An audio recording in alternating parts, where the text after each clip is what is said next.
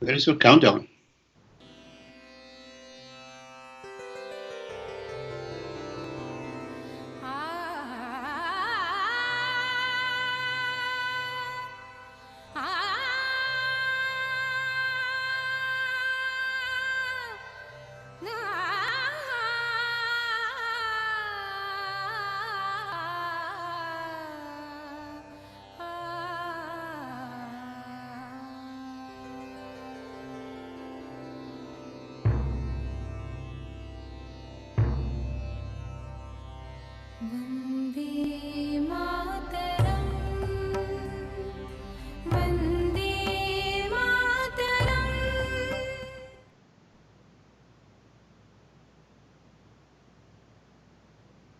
Namaskar. Namaskar. Good morning, everybody here in the US. Good afternoon and good evening, everybody who is attending this session internationally. I am Dr. Mohan Sapru, Washington, D.C. coordinator for Global Kashmiri PANDIT Diaspora, or GKPD. As a moderator, it is indeed my great pleasure and honor to welcome you all and welcome our esteemed panel. This is going to be a very interesting and engrossing session. Now, we have had a series of GKPD webinars for the last week or so to celebrate the abrogation of Article 317.35a. For today's session, we just want to broaden the scope of discussion by talking about geopolitical, international, and national aspects about Kashmir. Now, if you talk about, I'm kind of aware about that many of you, based on the feedback I got, many of you are logging in internationally, and I'm acutely aware that many of you may or may not necessarily be aware about this enigma called Kashmir.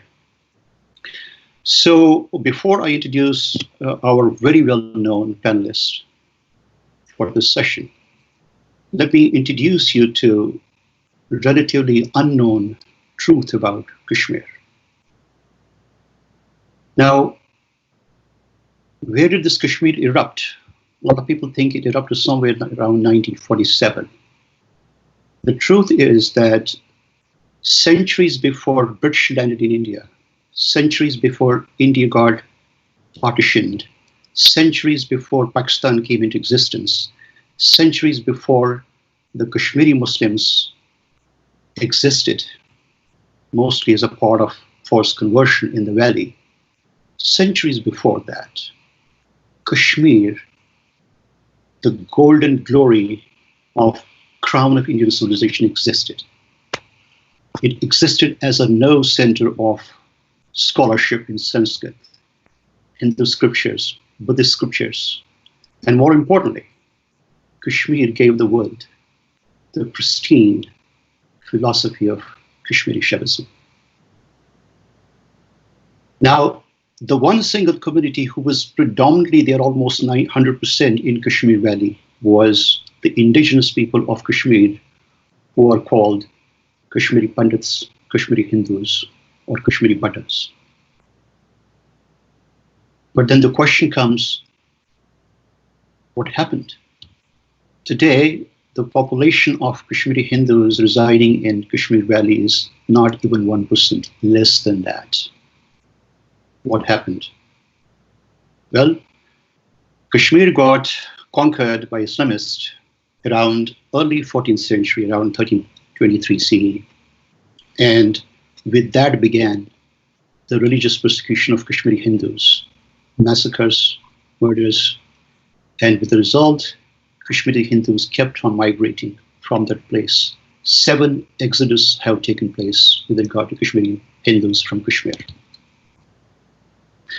And on the top of it, what happened was that in the most recent years, around 1988, 91, 1990, 91, what happened was the genocide of Kashmiri Hindus happened, ethnic cleansing happened because of the rise of Islamic terrorism in Kashmir.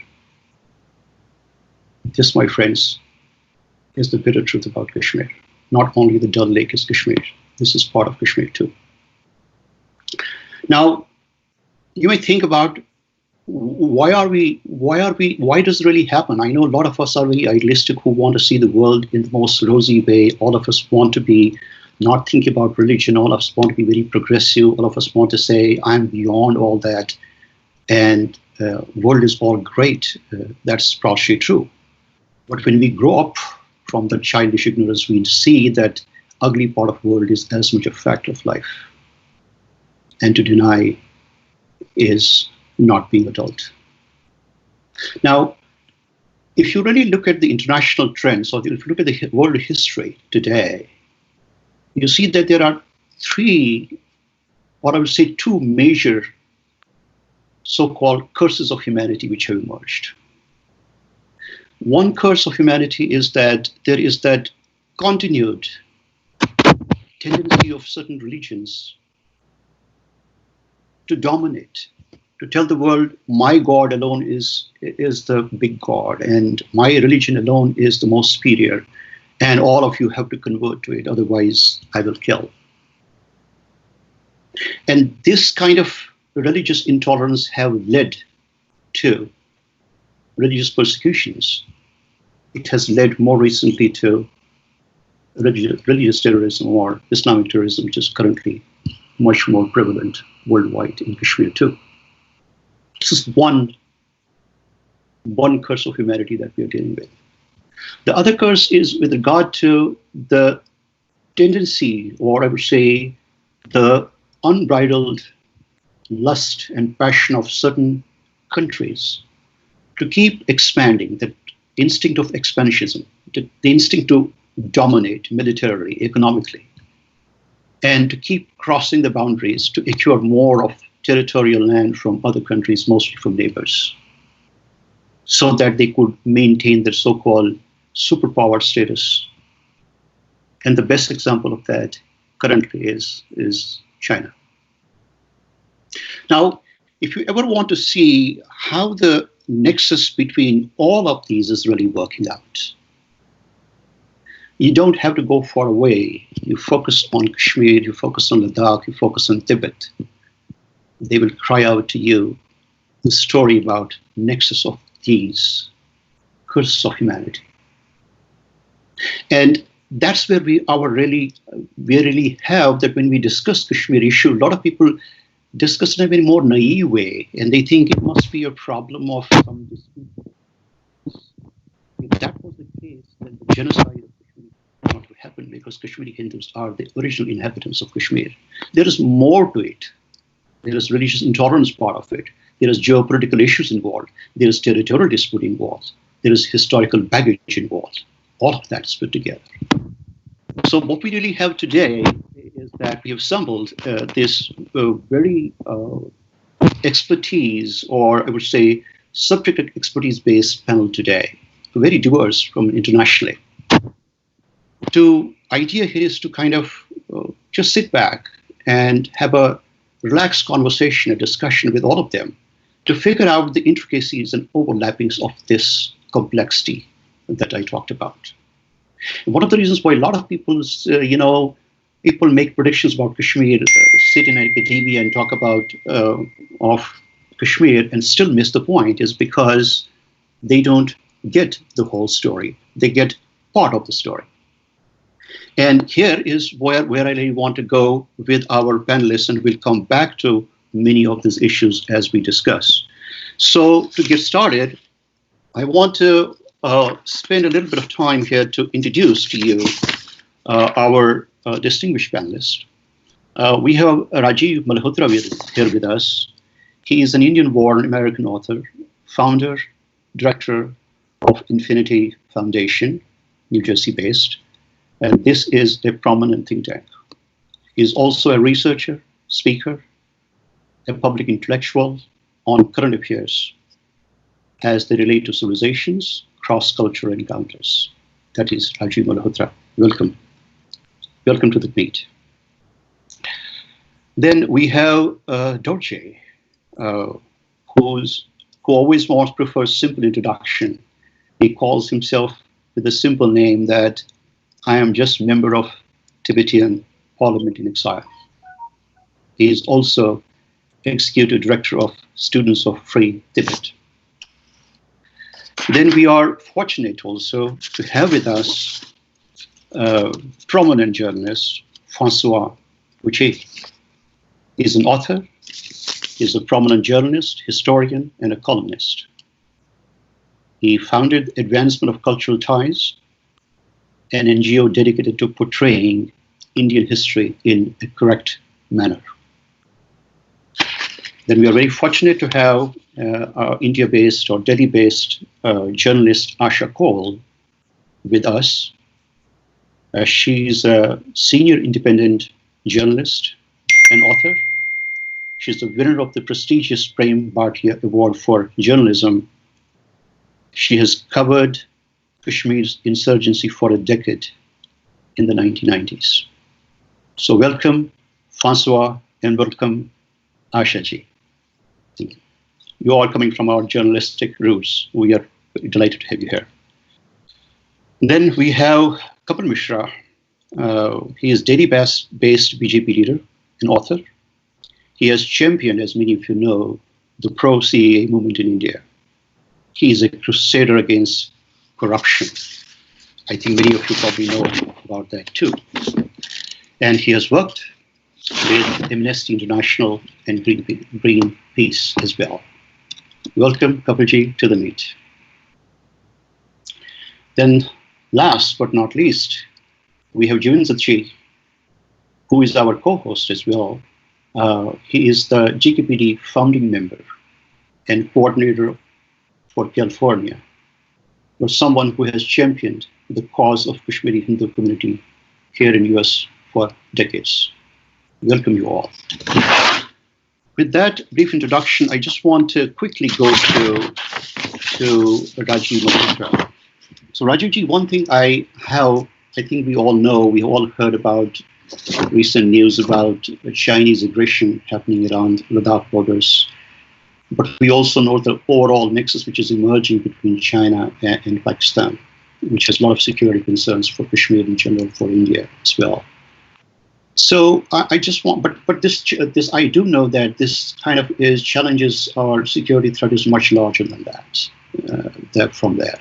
And I know you have put a very original thought into that. So could you just share with us a kind of broader landscape about this Himalayan ambition of China and how it impacts Indian security and how it impacts this nexus of China and Pakistan, which has a lot of implications both for Kashmir as well as for occupied Kashmir as well. Rajivji. Rajivji, can you unmute, please? Unmute. Rajivji, can you please unmute? You're still... Yes, you're on now. Can you hear me now? Yes, you're now. Good. Yeah, I think the moderator muted everybody, which is good. But anyway, we're here. So namaste to all of you. I'm delighted to be here. I want to talk about China's Himalayan ambition. I have a book coming out in 2020. It's going to be out. I've been working on it for 3 years. Many of the things I've written, and a large part of it have to do with China, but a whole new dimension, a whole new way of looking at it. I will only touch the surface briefly because time is limited for this talk. And I've been working on this for 3 years. And it's interesting. I wish I had this book physically out before all these recent events happened, because I predicted some of these events. But I'm going further and talking about what is yet to come, which may not be very easy for a lot of Indians to accept. But let me just lay out my perspective on this whole thing. China is, before we talk about China, I want to say that the recent event concerning the celebration of Lord Ram and Ayodhya is so important that I want to give you one lesson that we should learn from it, which then applies to China. The lesson we can learn is that soft power is not enough by itself to win. Hard power is needed. Lord Ram had to use hard power. He couldn't just, it was not enough to go and convince somebody. give a soft power argument, moral argument, ethical argument, dharmic argument. That didn't work, wasn't going to work. So one of the important lessons I see is the importance of hard power. Same way in the Mahabharata, Sri Krishna, after so much discussion, trying so many arguments to convince the other side, has to advocate war. And so again, it is the use of hard power. Our itihas teaches us the importance of hard power. Unfortunately, in recent times, we've forgotten the hard power. We think that telling people about yoga and telling people about 5,000-year-old history and all that is going to suffice. But culture is not the same thing as power. Culture has its value; it's very important. But hard power is hard power, and even the soft power that countries have depends on having hard power. So United States has hard power. It can then on top of that can put up some soft power. But if you lack hard power, just soft power by itself is not going to be enough. And this is an important point to keep in mind when dealing with China. China understands hard power. So when it is not concerned about how people will think, whether the aesthetics are right. They're not interested in that. They're interested in very pragmatic gold, results, and that's what they're after. Now, China, if you want to understand China, and then we can see how India plays into it, you must know China is looking to be number one. So an athlete who's running to get the gold medal, he's looking ahead and saying that there is only one person ahead of me. I have to beat him. How do I beat him? He's not looking back at other people. So as far as China is concerned, India is one of those people running at the back. But China is only focusing on the US. China is focusing on the United States, how to beat and get ahead of the United States. Of course, it's a big US embarrassment and tragedy for having the blindness to build up China from a poor country by giving it investments, by giving it technology, by teaching it management, allowing it to steal a lot of technology, and then buying all the finished goods on the foolish assumption that, as they become democratic and rich and capitalistic, they'll start thinking like us and they'll also become our friends. It didn't work. So that was a very major disaster in American history. But from China's point of view, none of that matters. It's a very pragmatic goal. If US, with all that they did, could not win over China's heart, India has no chance of using positive things, saying, okay, we'll give some trade, we'll love them, we'll give them jhula, and we'll win them over. That is exceedingly naive. It is myopic. China only understands hard power. So as far as India is concerned, India is a country in the way. India is not a country they're trying to get ahead of. They are already 3-4 times the Indian economy. India is in the way because India could be a threat in the sense if it became big and successful, then it's very large and it could be used as a counterweight. India is also in the way geographically because for China to succeed, it is already colonized large parts of Africa for raw material and for selling them finished goods.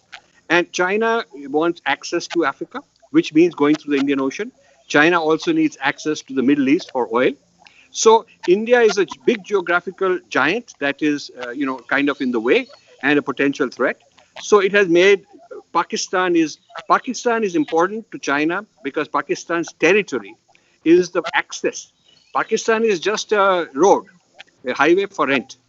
They rented the highway. Pakistan is like a colony. Also Myanmar.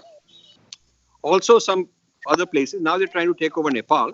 So taking over this Himalayan region after having illegally captured, Tibet, and now extending to the Indian Ocean via Myanmar and Pakistan is part of the Chinese plan to become a world power ahead of the United States. And now I think finally the United States has started understanding and getting the sense of this whole thing. So this pragmatic ambition has no qualms. It's like a high school bully who's not worried about his reputation. You cannot win them over by nice talk and making them feel good. They're not interested in feelings. They're interested in practical results. That's how they are. The China axis. We talk about India has a quad because India has been pushed towards the US. So we got Japan, Australia, India, kind of a quad. But China has Iran, Pakistan, Nepal. Okay, so they have Bangladesh, Myanmar. So it is not it is not a trivial thing that we're dealing with. We're dealing with a very gigantic configuration with Chinese money, military, technology, economics, all of that. So this is going to be a serious thing that the Indian leaders need to get out of the emotional feel good, and Indian leaders need to get on with the business of building hard power. Now, when President Xi came to India, which was his first foreign trip when he became president to India, we focused on things like Jula and all, and yoga and this great old civilization, as if, as if they're looking for soft power alliance. They're not. We misread China. Because China's goal has been publicly stated 25, 30 years ago that they want to beat the United States. They are interested in how India can help do that. So what India could have done is to say, we have the Navy, we have the Indian Ocean, we have the Andaman Islands.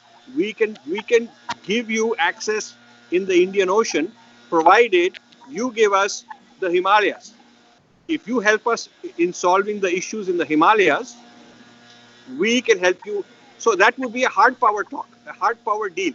We give you this, you can give us that. We can be friends on hard power basis. But India didn't think clearly.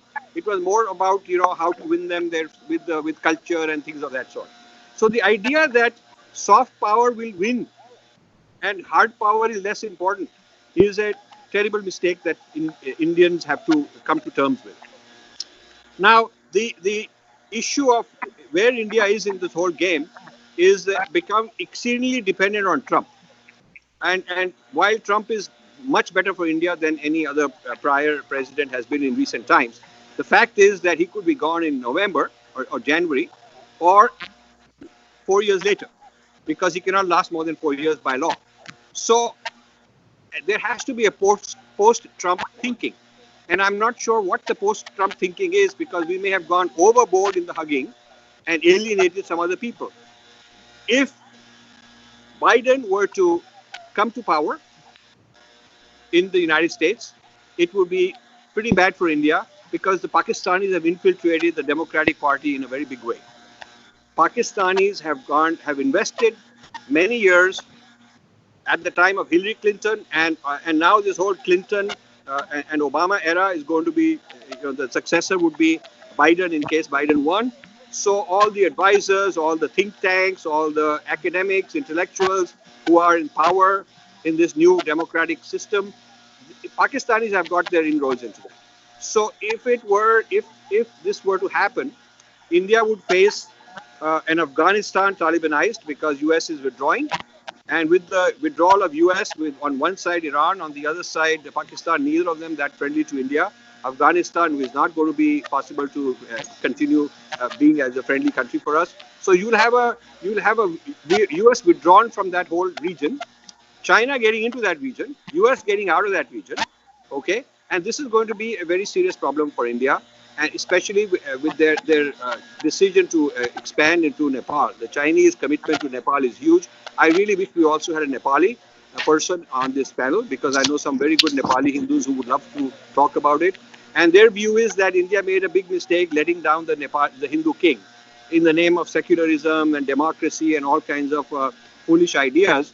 The Hindu king was a stabilizer, and the Nepal border is such a huge, long border right in the heartland of India. And a whole lot of the water that comes into the Ganga, it doesn't start in the Himalayas, it comes down from Nepal. The melting snow brings that water down, and that water is what makes it fertile. The whole Ganges plain, the Ganga plain. And now the technology exists with China to harness that water, make hydroelectric power plants, and then pipeline that water away towards Tibet if they want to. So having captured Tibet was a very serious problem for India. The capture of Tibet brought China into a whole new league in terms of the various Central Asian countries, South Asian countries. Had India resisted that, and it would have been a game changer in India's favor. Even now, I would propose, when people ask me what's the one thing you propose India should do, India should announce that Tibet is negotiable. Tibet is open. It is like they've said Ladakh, they've said Kashmir, they've said parts of Bhutan.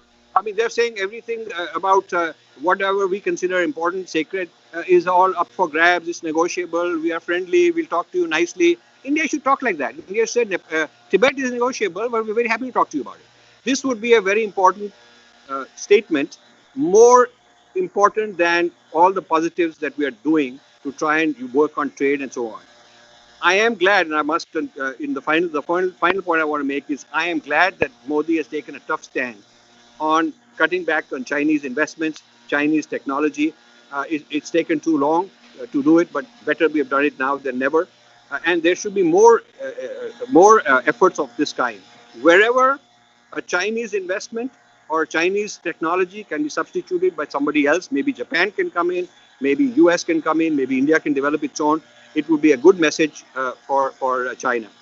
The amount that we buy from China is far, far greater than the amount we export to China. It's not going to bring the Chinese economy down because it's a small part of their export worldwide, but it will send a message. It will show that we have a spine, and it might encourage other countries to stand up in that way. At the same time, I don't think India should go too much into the hugging of Donald Trump. It's okay to have US as an ally and US as a friend, but not at the expense of alienating, because he's a polarizing figure and he does alienate a whole lot of people within the country and outside the country, and India has to have good relations with them also. And finally, that means Putin and Russia. India cannot afford to let them be pushed away towards Pakistan. Russia has good relations with China already, with Iran already, and the part of their axis that Russia has not supported is Pakistan. So we don't want to fool around with that. This means it's a tough situation for diplomacy, for national security, needs new thinking. We need Purva Paksha of China. We haven't had Purva Paksha of China. You know, they started preparing for these invasions long ago. I mean, we have these satellites that are supposed to be telling us what's going on, but we were sleeping. We don't have scholars, we don't have spies, we just haven't done the Purva Paksha of China. So these are some of my thoughts. I would love to have more time to discuss and go back and forth in Q&A, but this is the time that was allotted. And so I thank you for giving me this opportunity and wish you all the best. I'll have to take leave, but I wish you all the best. And congratulations for the first year anniversary that you are celebrating, with many, many more good ones to come. Namaste.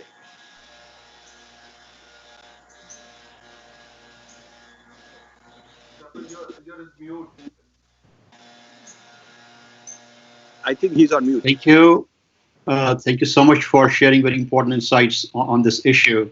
And I think for the audience, I think it's pretty clear that there's a very delicate balance geopolitically for India to be maintained between strategic partnership with US and their relation with USSR or Russia, and on the other hand, to deal with this emerging trend of China's aggression, but more importantly also the nexus which is developing between China and Pakistan, because that has direct implications to Pakistani part of Kashmir and the security of Kashmir. Thank you, Rajiv ji, for touching upon that.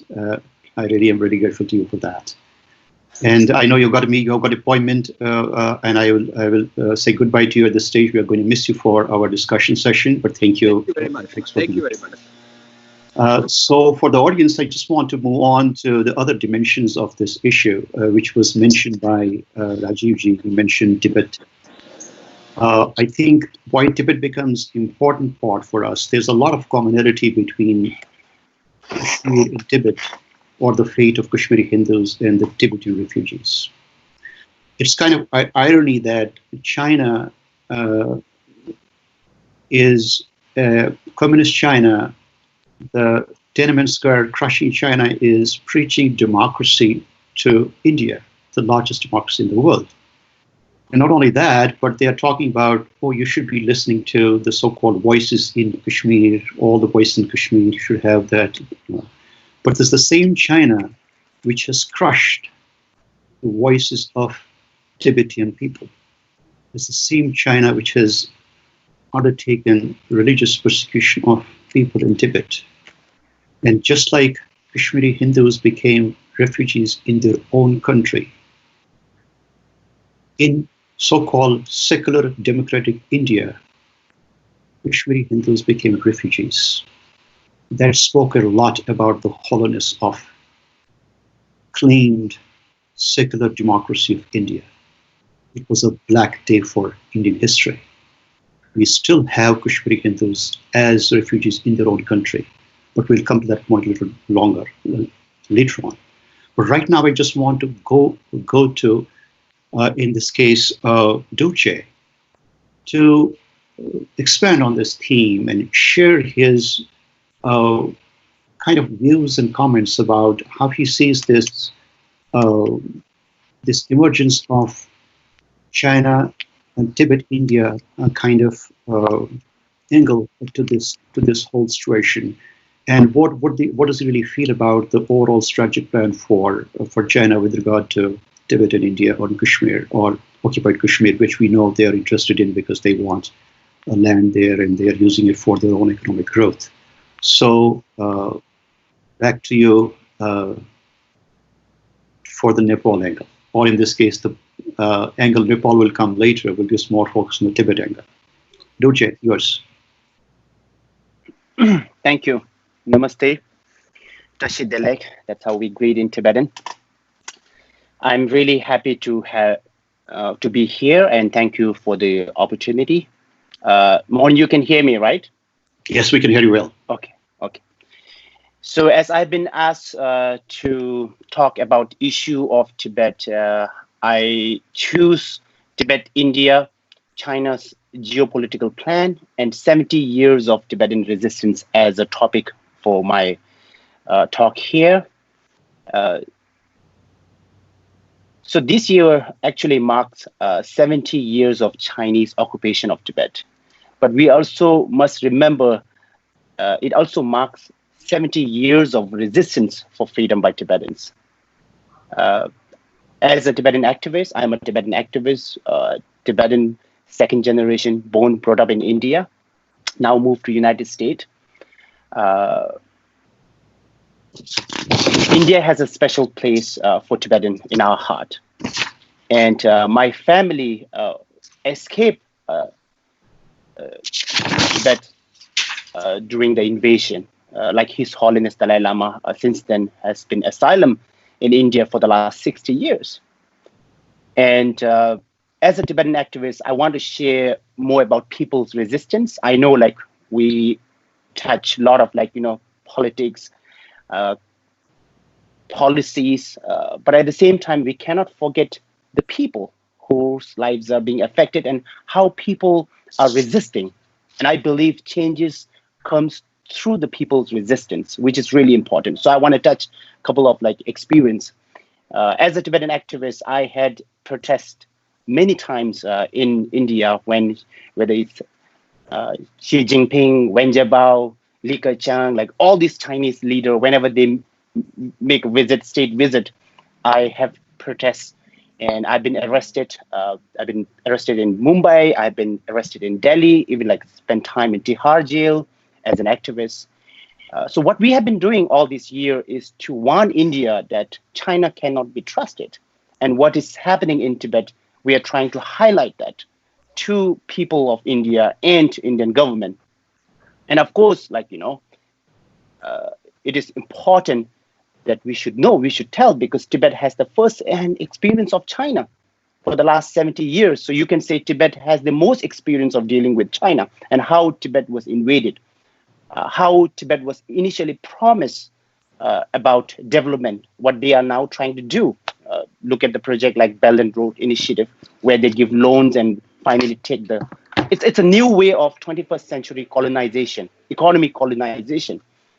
So we have been trying to tell this to the international community for many, many years. And now what we are realizing is international community are now awakening of China's China's expansionist policy. So I would also try to first touch on some of the historical facts. It is important, as I think Rajiv ji said, how hard for power is important. I would also stress on the importance of people, culture, relation, and our history. So, in Tibetan, of course, Tibetan majority is Buddhism. We do have Muslim and Christian, but majority is Buddhist. It's a Buddhist state. In Buddhist texts, and Buddhism came to Tibet from India, right? In 7th century, Tibetan empire, Tibetan king actually invested, sent people, intellectual to India to learn about the spiritual, knowledge and Buddhist culture, Buddhist religion, and that's how Buddhism came to India. So in all the Buddhist texts, when we say India, in Tibetan texts we call Jagaparbeyu, which means it's a land of intellectual. So there's a very high respect. So why I'm saying is there's a historical relation, and whether it's a Ladakh, whether it's Kashmir, these are the route that Tibetan Buddhists actually, taken thousands of years ago to, gain the spiritual value from India and taken back to India. That's why there's a high respect for India as a nation and people from the Tibetan people inside Tibet, even if you go. And of course, since His Holiness Dalai Lama has been asylum in India, it has further built this relation. So for century, the independent Tibet and India enjoyed peace and friendship and shared border and culture bond.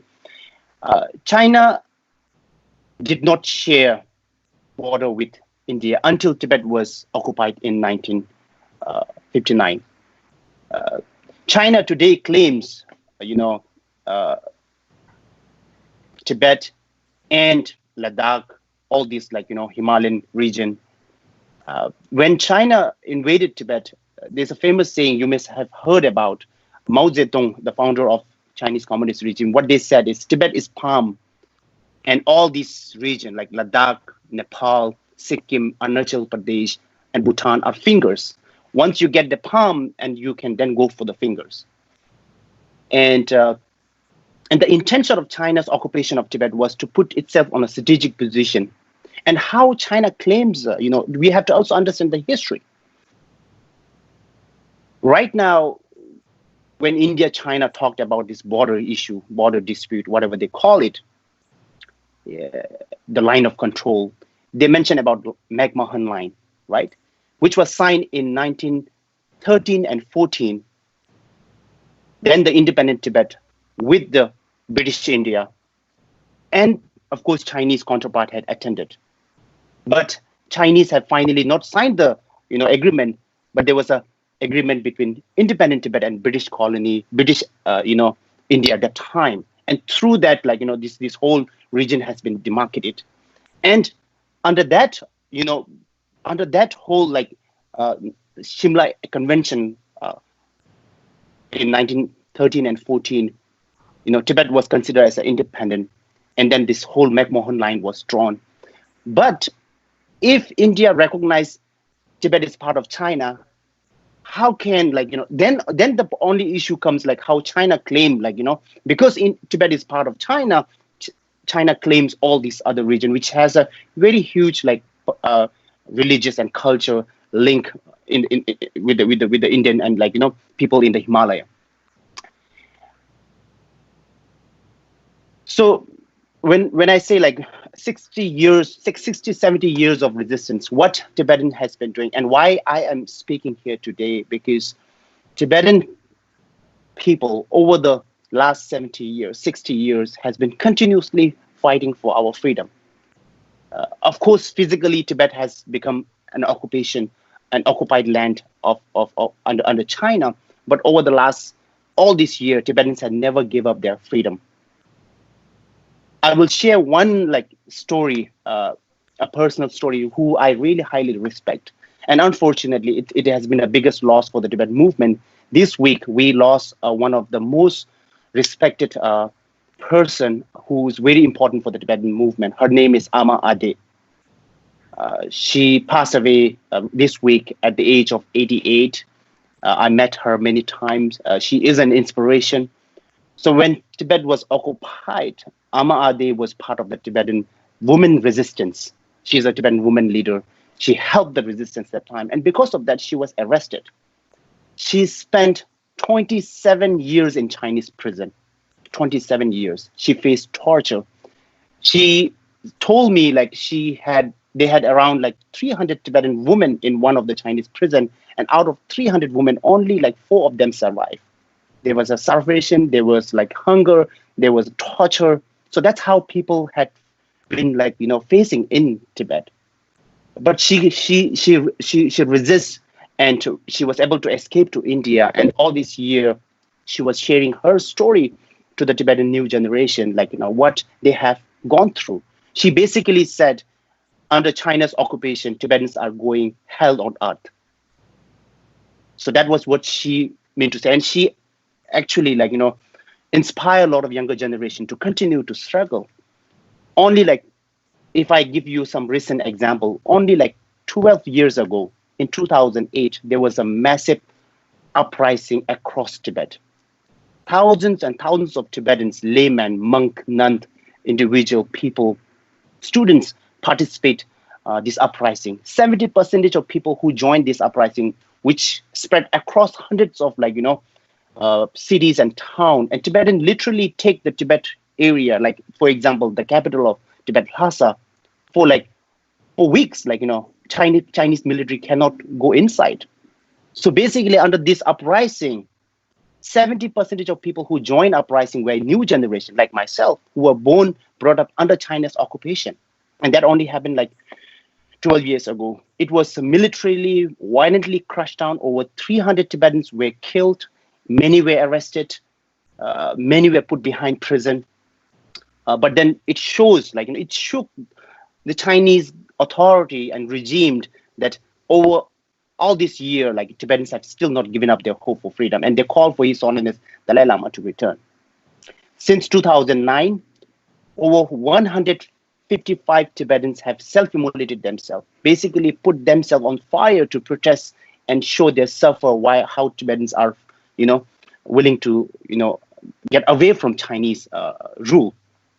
So this is what is happening right now, and because of all those human rights violation, and because of all the torture that they are doing, this year again, Freedom House, which is one of the most respected US-based research organization, consecutively for the last 5 years said Tibet is the second least free place on earth, which means Syria, which has been war-torn, after that, Tibet is the second least free. There's no media, there's no freedom of movement, there's no freedom of religion, there's no freedom of even to decide and even to learn our culture and language. And that's how Tibetans are going through. Even North Korea, which is considered under the regime, has more freedom than Tibet. So Tibet is still considered as the second free most country.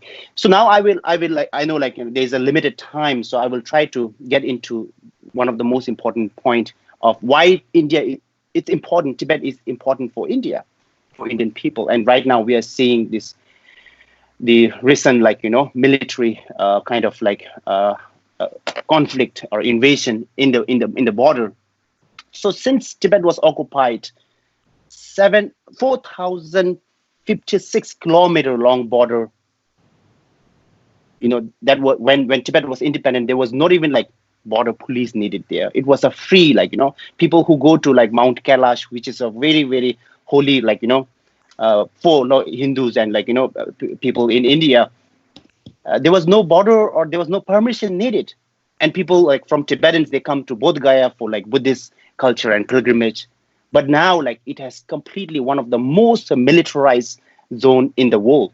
And of course, it is complicated. I know it is complicated. There are a lot of claims and a lot of things have done, but at the same time, India has to pay the expense, which is millions of dollars, every day to save its region. And as I mentioned, China's ambition is not just lies only with Tibet; it has crossed the region. One other important thing that we should really know, all the people in Himalaya and of course in downstream countries, Tibet is a source of fresh water for almost 2 billion population in Asia. Tibet is considered as a roof of the world. the fresh water that Tibet comes from, the whole like for example Brahmaputra, right? Ganges, everything comes from Mansarovar, right? Tibet, and not only like India, Nepal, like including Pakistan or Bangladesh, Vietnam, Laos, like and even China. The fresh water comes from Tibet, and China unilaterally claimed that they don't come into any trans-border river treaty, right? And there's as Rajiv ji mentioned about the hydro project, the dams they're building, the river diversion project, which is now in the news, which is no longer it's a secret that how China want to divert the Brahmaputra river from Tibet to China to feed its industrial mass cheap production need. How does China produce this cheap product? It needs resources, right? It doesn't come out of blue. It needs resources, it needs energy, and how they take it. It needs resources. They do a lot of minings, illegal minings. They have been doing that. Tibet is considered one of the richest place of uranium, gold, silver, copper, right? And then this water diversion, especially on water, because fresh water going to be a very important issue. And because of Tibet's occupation, China take all these resources. And then like there's an issue, like researchers and scientists are saying, like what will happen in Assam or like Bangladesh, because they highly depend on like rivers and water for the rice production. The whole food production will be like and the Mekong River already like facing its problem. So that's why like Tibet is very important, not just militarily but also like strategically in terms of river and water. So lastly, hey, I want to keep some. I thank you for illustrating a lot of those. I want to keep a couple of points, which I think hopefully we'll get back to during our Q&A. But I think what really I understood from this between you, Rajiv ji, and you talking about is this newer angle, not newer necessarily from in terms of, but newer into so-called public domain, where this emerging trend or emerging geopolitical aspects of Chinese aggression and Tibet's fate is so much linked to Indian security. Thank you for elaborating on that. Okay, Mohanji, I'll just conclude it like with a minute. Go ahead with your thoughts. Yeah. Thank you. So what do we do now? This is a problem. And Rajiv ji said, like, we should say India can negotiate. Like, Tibet is negotiable and whatnot. I think it is important to India to recognize that Tibet was an occupied country. Tibet is an occupied country. Tibet was an independent country. China only understands strength. When China claimed that, like, Arunachal is a disputed area, right? And then there's a border incursion happen. Why cannot India say Tibet is an occupied country? I think that is a very important, and that is a historical importance of recognition of the problems, the tragedy, the human rights issue that is ongoing. I think this is really important in terms of the issue. And one other thing in terms of the, we have been recently telling, when China produced this like fake maps and all those things, why cannot India, like, introduce in their textbook? Because we know that it's a Indo-Tibet border. It is not China-Tibet border. It only happened for the last 50 years, right? So these historical facts and independence should also be taught to younger generation, to new youth, to the new generation in school, in class textbooks, in geography, like, they have to be taught. That's how like China is bringing up this new generation. They claim like Tibet, they claim all those things, new generation under the propaganda, but we have to tell the people the facts. And lastly, like, right now, it is not just Tibet. Because of China's human rights violation, the Uyghurs, like over millions of people under the concentration camp. Hong Kong, one China policy has been like canceled. And the Taiwanese are like, facing the threat. And then coronavirus, like how they have mishandled the coronavirus and threatened international community, and also waging kind of like military like invasion in India, Taiwan state, South China Sea. I think this is a time for India to step up as a democratic country to like really to support all this movement, and of course like recognize Tibetan movement and support and build the movement to challenge China on the international stage, as well as really supporting the movement. So those are a few things that I want to share. And then finally, on the as an announcement, this October 1st, which is the China's PRC, People's Republic of China, so-called foundation, there's a global protest, mass protest happening across the world. Over 50 plus like organization, movement leader from all these movement who are standing against China is joining, and we are coordinating these protests. Hopefully there will be protests in almost 100 cities across the world. Basically, unmasking China, exposing China's this atrocity within China and on the occupied countries, and threatening the world. So we will be doing this protest, and I just want to share this to the viewers. So if they want to join, you can visit resist.org, resistchina.org. You will find more information on that. Thank you so much.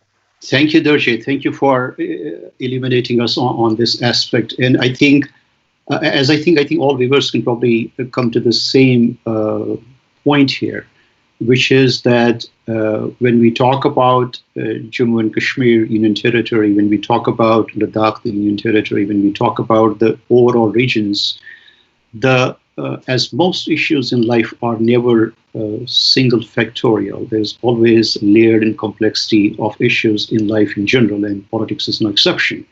And I think particularly when we talk about Jammu and Kashmir Union Territory or Ladakh, or we talk about the overall nexus developing between China and Pakistan, and more importantly, trying to implicate Nepal also, as we have recently seen in the news, I think that gives a slightly different dimension, because that has implications for Pakistan-occupied Kashmir, but also implication there is a vested interest for this nexus not to resolve necessarily any Kashmir problem, because this industrial complex of expansion of China coupled with the military terroristic networks of Pakistan together have a kind of nexus kind of impact, which has implications directly to the security of Jammu and Kashmir and security of Ladakh and overall security of India. Thank you for bringing it out. We might come back to some of those issues.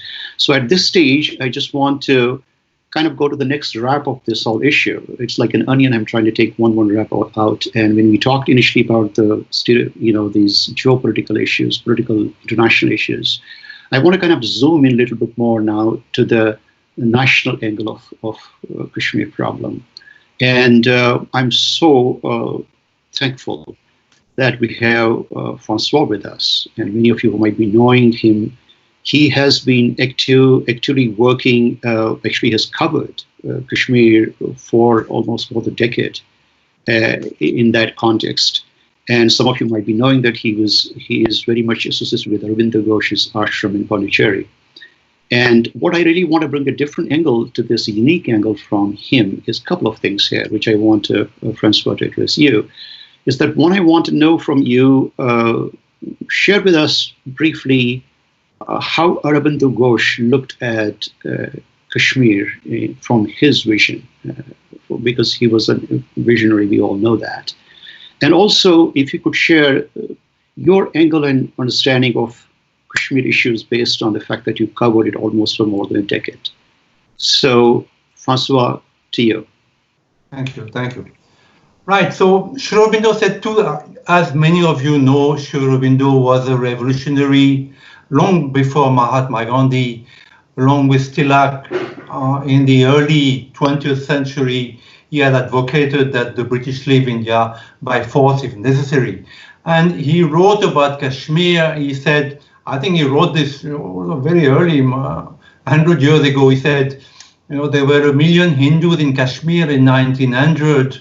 If Hindus let themselves bullied as they are, there will be none left in 50 years. And this was prophetic, because I was a witness to the ethnic cleansing of the Kashmiri Hindus in the valley of Kashmir.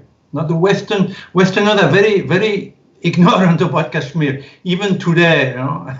Unfortunately, I covered Kashmir 30 years ago, and I don't see much difference in the ignorance of Westerners about Kashmir. Now, what Sri Aurobindo said was very important in the light of Kashmir. He said in 1947, when Churchill sent Sir Stafford Cripps to India, in 1944, Stafford Cripps to India, and telling India that if India participated to the war effort against the Nazis, India would get, after the war, the Commonwealth status, the same as Australia and New Zealand and other countries. And Sri Aurobindo actually sent an emissary from Pondicherry to Mahatma Gandhi and Nehru saying, please accept this proposal of Churchill to collaborate because it will avoid bloodshed and partition. And of course, as you all know also, Mahatma Gandhi, in the name of his absolute non-violence,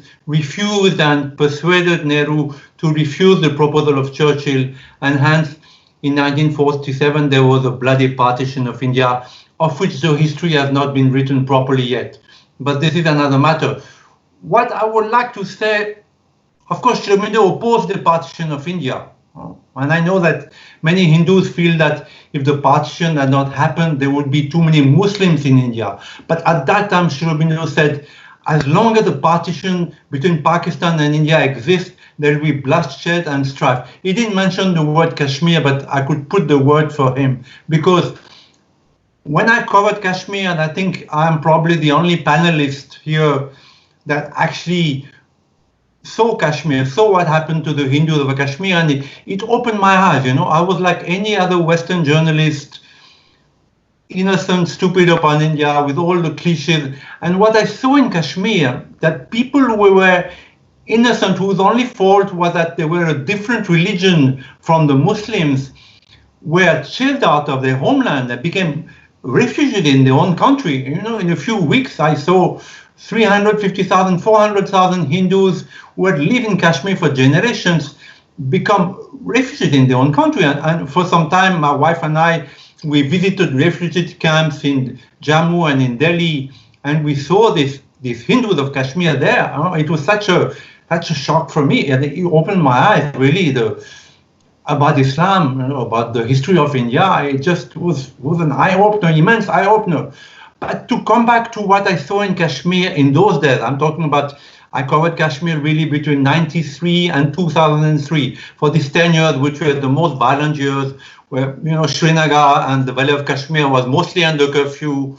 We had passes, we could go out.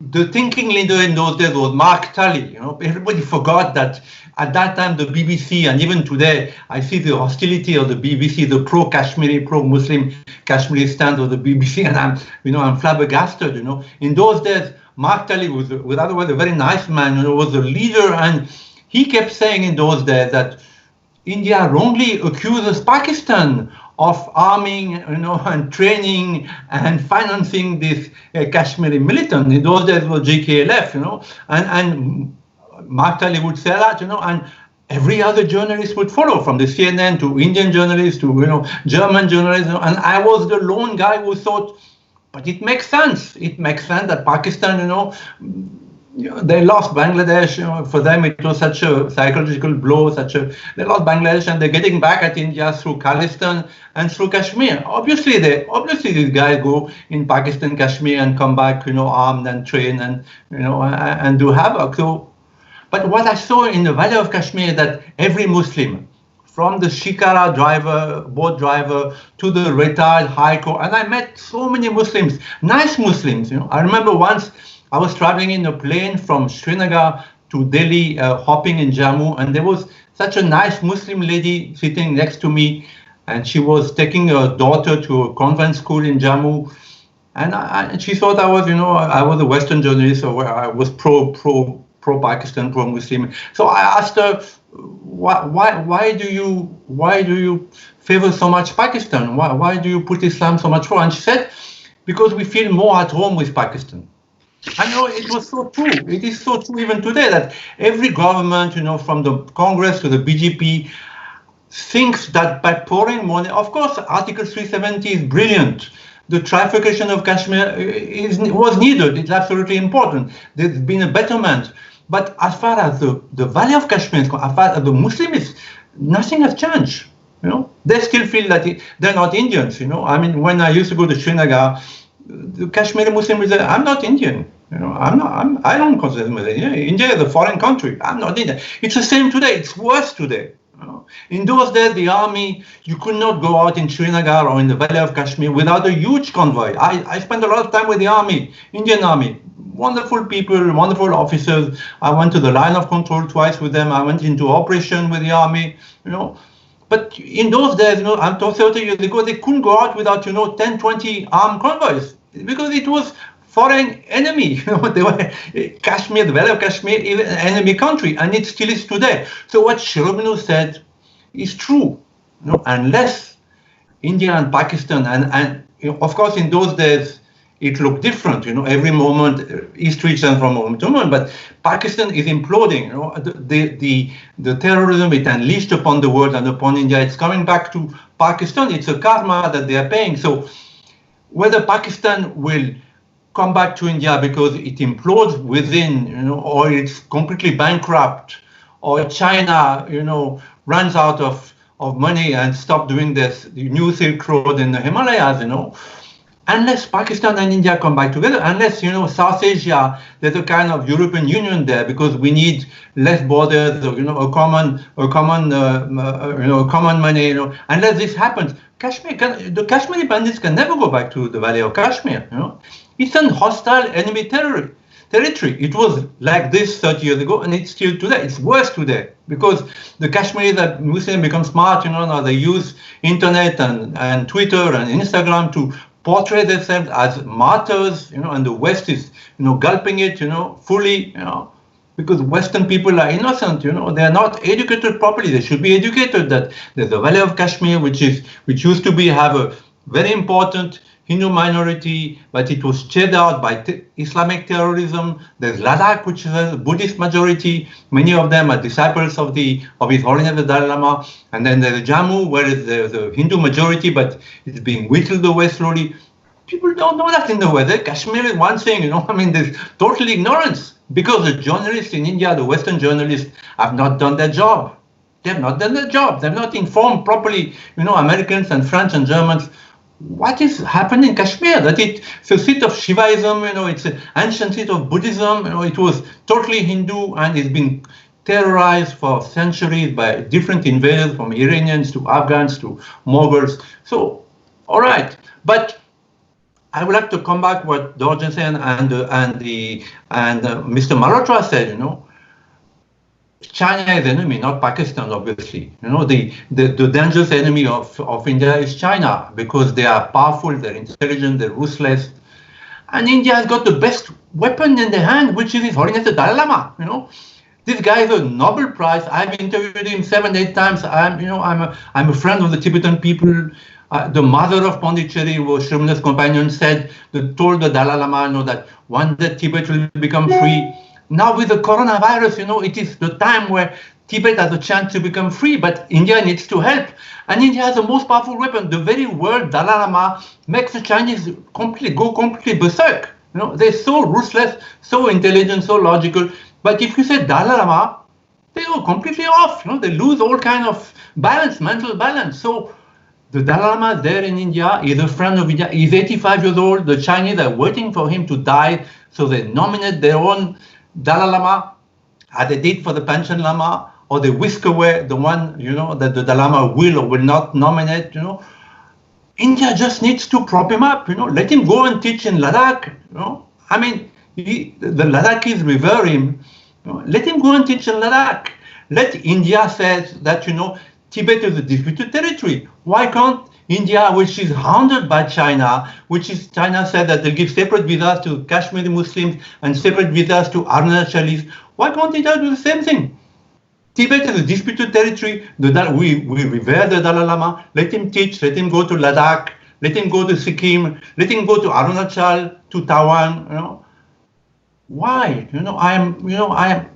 As a Frenchman, as a journalist, as a lover of India, as a lover of Tibet, I do not understand. I love Mr. Modi. I think he's a prime minister that India waited for 70 years. He's a God-sent prime minister.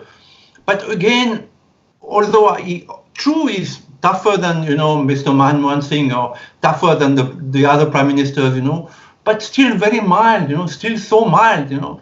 It seems to me that external policy in India is still made by the bureaucrats, and they all have a Nehruvian band of mind. All these bureaucrats, they have a Nehruvian band of mind. They do not think, Indian. They do not think nationally. They do not think, tough warrior. So India has the most powerful and the most revered weapon. The Dalai Lama there in the midst is a friend of India. He is grateful to India. Tibetans are grateful to India. Let India prop him up. Let India pay back the Chinese in their own coins, in their own money. On top of that, he's such a wonderful man. He's a yogi. He's a Nobel Prize. He's revered in the West. He's worshipped in the West. Even in my country, in France, he has 1 million followers. So my point is that it's a war. It's not a war of of bureaucrats, of words, of negotiation. It's a war that is going on. It's a water war. It's a border war. India keeps saying that we have 4,400 kilometers border of China. Not true. It is mostly with Tibet. Tibet was the peaceful buffer between India and China, two giants. For centuries, Tibet was that peaceful buffer. Where India allowed the Chinese to take over Tibet, they took out the buffer. Now the Chinese can swoop down into India if there's a war, and it's likely there's going to be a war between India and China. The Chinese will swoop down from Tibet. They brought railroad, they brought airfields. India is 20 years behind in everything. Technically, economically, military-wise, nuclear-wise.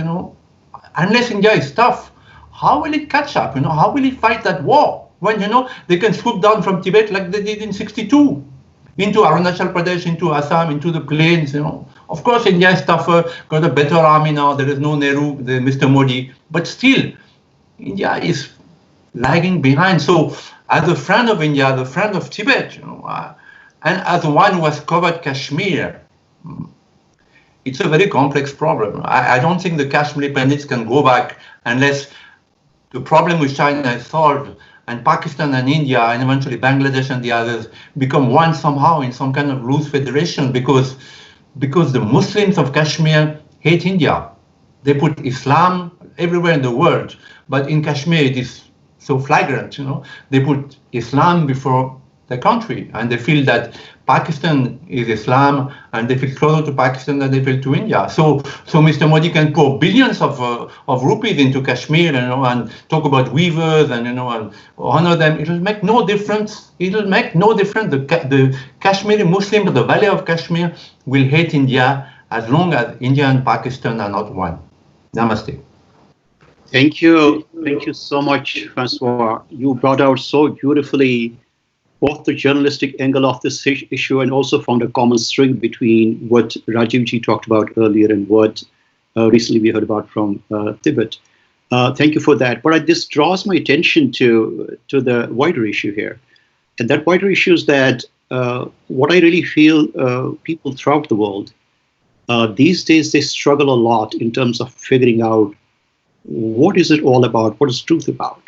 With all this agenda-based journalism, with this partisan tone to every narrative, with this social media created or manufactured narratives or misinformation, and well-oiled lobbying machines operating almost globally for kind of putting one point of view, mostly mischaracterized out, and trying to hide the truth under that. I think you really brought the point with regard to BBC very, very well.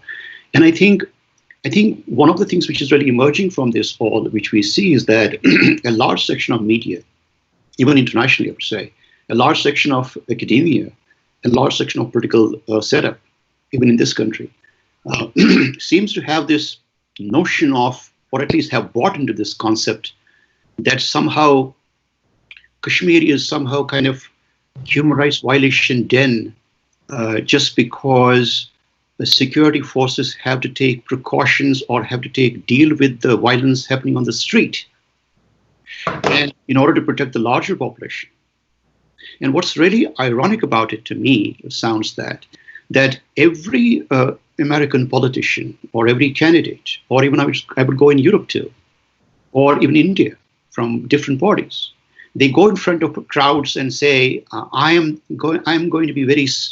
a zero tolerance against terrorism, and I'm going to be a law and order kind of person. Vote for me. and they talk about the virtue of being strong to crush terrorism.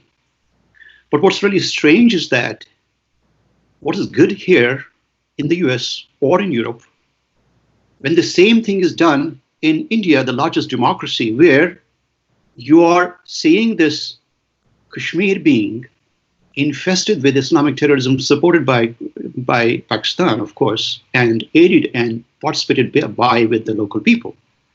And when you have that, the choice they're asking them is, oh, if you take any security measure against that, oh, it's a human rights violation and we stand against it.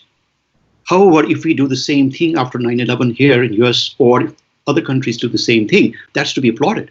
That's the so-called fight against terrorism. So this double standard is really one irony which really comes out of this. But the second part, which is kind of as a bigger issue for us, particularly given that we have US elections coming, is that we have certain political establishments or parties or candidates who have bought into this concept or this myth or this propaganda concept that somehow they have to be critical of India for taking democratic measures, corrective measures for abrogation of Article 370-35A. Now, if you think about just for a moment, you have a overwhelming majority democratic electing a leader in India. You have a democratic process being followed to remove the so-called these temporary provisions in Indian Constitution, Article 370-35A. And by the way, what were those? A lot of people think that they were some kind of fantasy land over there. Essentially, they were discriminating against women, discriminating against minorities in Jammu and Kashmir, and partly because of this protected or shielded Kashmir, which was shielded by this so-called special status in Article 370 and 35A, that shielding became that Kashmir became a breeding ground for separatism and terrorism. And it culminated in, as I mentioned earlier, in almost 400,000 Kashmiri Pandits losing home, getting forced, having to evacuate, leave that person, being subject to genocide, killings, rapes, murders. And it is such an irony that we have this time some of the corrupt politicians of Kashmir who seem to have joined the narrative of separatists and somehow trying to say all the blame for why Kashmiri Hindus left Kashmir is because Mohan, the governor, somehow facilitated that. They forget that many of us are the direct victims of that. Many of us can still show the notice which was put on the homes of Kashmiri Hindus signed by GKLF, where they were told that you need to vacate this place within 36 hours, 46 hours, 60 hours, otherwise you will find your dead bodies in your own home. It was not signed, those letters were not signed by Governor Mohan. So if anybody in Kashmiri politicians is still listening, say like, wake up. Are you kidding? Are you kidding the rest of the world? Do you think they really believe that? And that somehow 400,000 people will leave their homes, leave their roots, and somehow go just because governor told them? They leave because their lives were at stake. They leave because they were raped. They leave because they were murdered.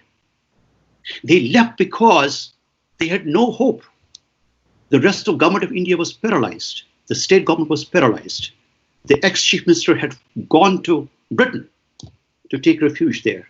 And Kashmiri Hindus were left to the guns and violence of these militants, terrorists, it was a tragedy that one's own Muslim neighbors and own friends joined that fray and became part of that terrorist violence. And it's such an irony that somehow some of the separatists or some of the politicians or some of the people in academia or who are the apologists are trying to wash up the sins of that genocide by trying to blame it on somebody else, or somebody else did it, or some governor did it. Probably he got a bus for them, as if they had to go for an interview outside of Jammu or Kashmir.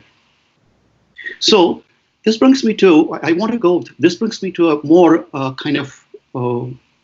more Kashmir-focused topic here, for which I want to go to Asha Khosa, because I know she has covered Kashmir during those years of militancy and terrorism there. And she brings a lot of perspective from a journalistic point of view in terms of what the local local conditions are in India or in Kashmir. But Ashaji, I just want to, while you talk about, I would want you to at least comment about two important issues, which I think most of us want to know. One is the fate about some of the Kashmiri Hindus who are still left behind, who chose to stay back in Kashmir. They have to be brave. They are the brave souls. They are the ones who kept the flag of India over there. They are small in number. So their security, their economic security, is a grave concern for people all over the world, including the GKPD and all the Kashmiri community. One. The second part, which I think, I'm sure all of us probably are waiting and probably must be thinking, why is he not raising that question? The ultimate question for most Kashmiri Hindus or for India is that, what do we really do? How do we go from here, post abrogation of Article 370 and 35A and reorganization of the state into union territories, and also change in some of the domicile rules, which are all welcome steps, which are all historic steps taken by the present government. They need to be applauded for that. But when the question comes that, how do we now ensure the return of Kashmiri Hindus to their homeland? Given that there is continued terrorism happening even in India, even in Kashmir today, we had the death of 2 serpents recently. So to address some of those issues, I would request, I would go to Asha Khosa. Asha, it's yours. Hello? Yes. Am I connected? Okay. Please put the video on. Am I audible? Yes, you're audible. Yes, now we can see you. Okay, fine. Thank you so much, Dr. Saraf, for bringing me on this August panel. I'm really delighted to be here and sharing my perspective on a very, very important issue. I love the presentation on China-India relations, and I think it's very relevant to Kashmir that is obtaining at the moment. Also, the one by Mr. Dorje on the Tibet issue, we have been discussing internally in Jammu and Kashmir that why India is not breaking up the issue of Tibet. We should do that, and we also find our government slightly, not slightly, very limp or defensive on it. Maybe things will change in coming days. I don't know. Now, coming back to the issue of Kashmir, the questions which Dr. Saraf has posed to me, I will try to answer those.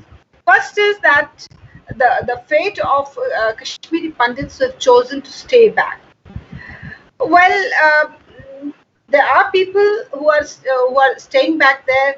Unfortunately, the numbers are very low, and I am telling you from a authoritative survey, there are some 800 families, and most of them have sent their daughters away, maybe through marriage or otherwise they have shifted them to other places.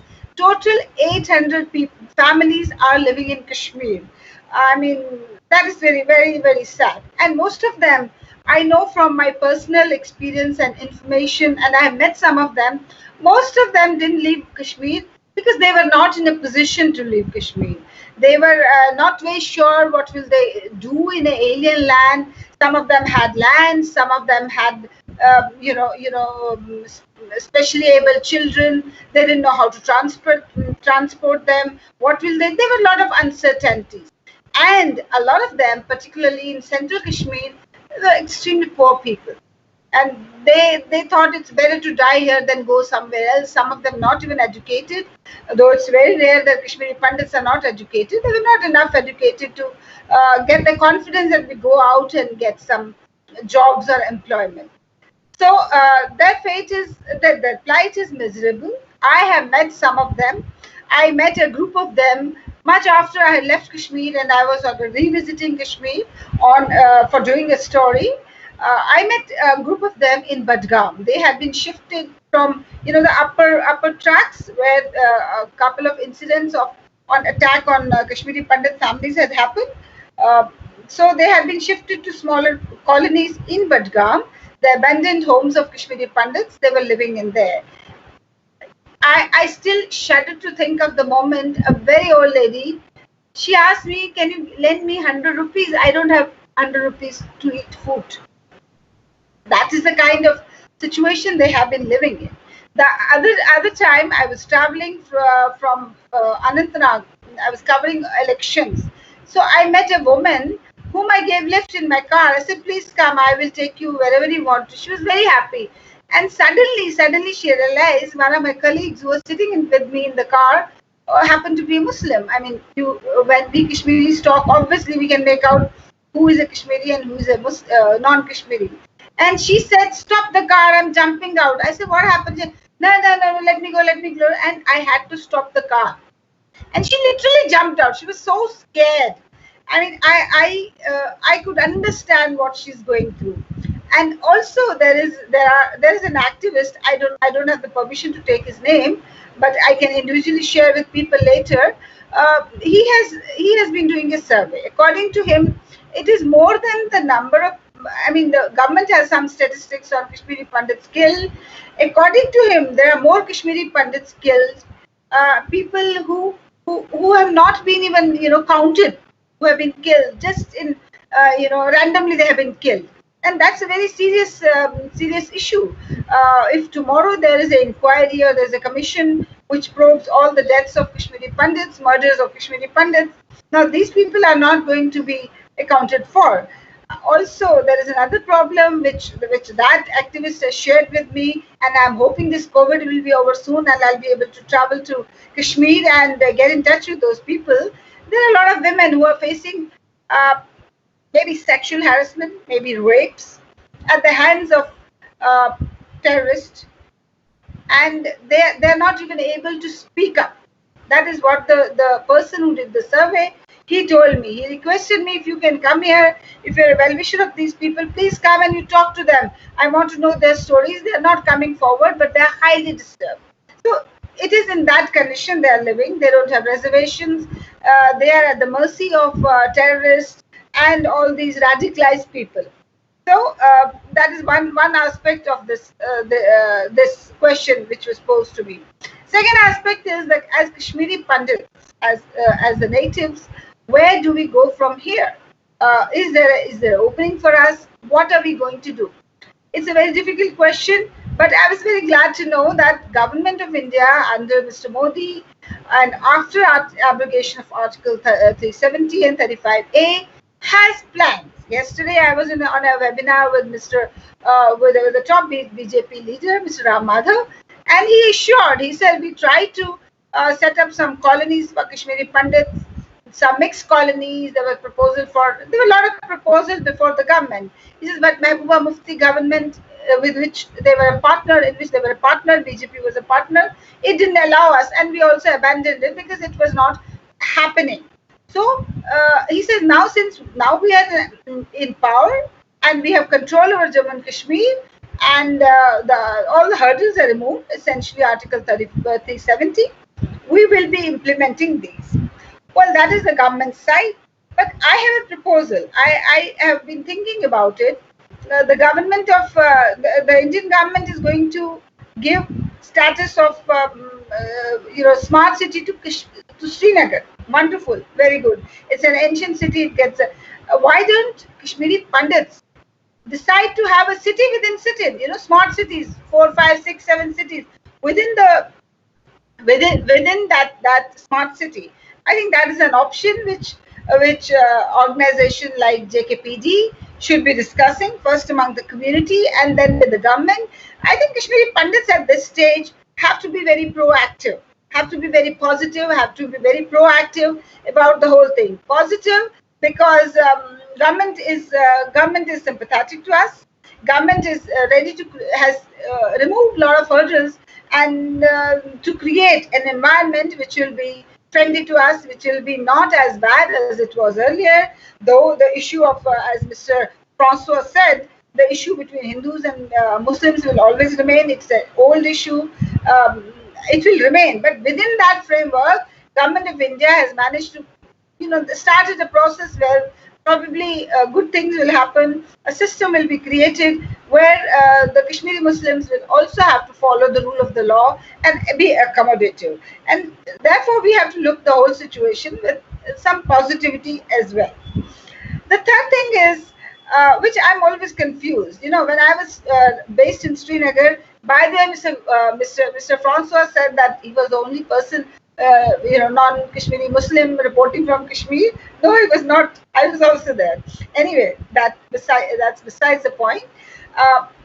When we say that Kashmiri Pandits have been wrong, definitely they have been wrong. We have been brutalized, we have been hounded out of our place, and there can't be a worse tragedy than losing your home and moorings and roots, and we are having a lot of problems because of that. At the same time, I as a reporter have seen a lot of Kashmiri Muslims dying for India. They're dying because they are not pro-Pakistanis. They are dying because they were on duty for India. They believed in India. Are Kashmiri Pandits going to disown them? I don't know the answer, but I'm posing this question to everybody. They are the people who have stood with India, and they've also died. They have also suffered like we have suffered. They have also suffered. Should we make a common cause with them at some stage, at one level, and say this is what Pakistan is doing or radicalized people are doing?